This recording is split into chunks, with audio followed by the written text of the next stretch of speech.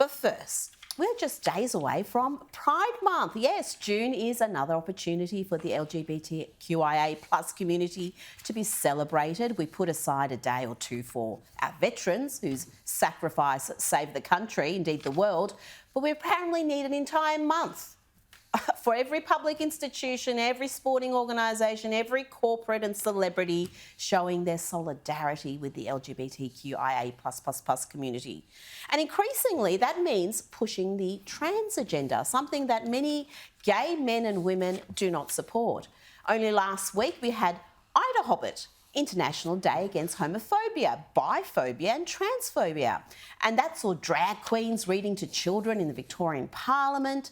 And mine, wasn't Dan excited about that? Yes, he was very happy with all of that. Look at the look on his face, adorable. And of course, in the great socialist state of Victoria, Ida Hobbit was acknowledged far and wide, including by every single council proudly flying the rainbow or trans flag or both. Yes, all 79 councils did that.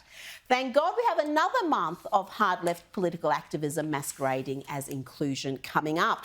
And Pride Month and Ida Hobbit are not the only days devoted to this activism. We also have the Transgender Day of Remembrance, Intersex Awareness Day, my favourite, International Pronoun Day, International Transgender Day of Visibility, Non-Binary Awareness Week, Asexual Awareness Week and more, much more. Trust me, there's plenty more where that came from.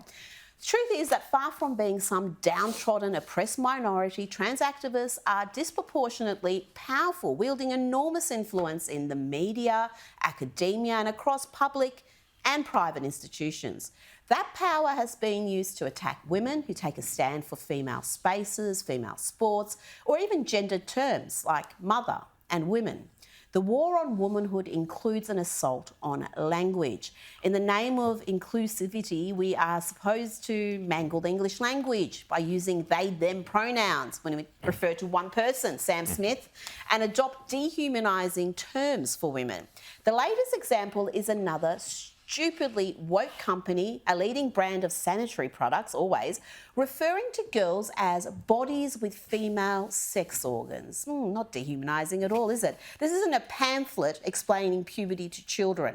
The 22-page booklet, which is handed out to school children in the UK, details both female and male puberty development, but without ever using words like boys or girls.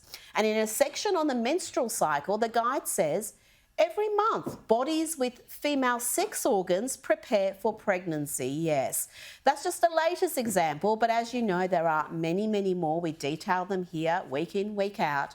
Trans activists have been hugely successful in pushing a fringe ideology and characterising any resistance as hateful and harmful. It is more important than ever not to cede linguistic territory to these radical activists, nor allow them to bully women into submission.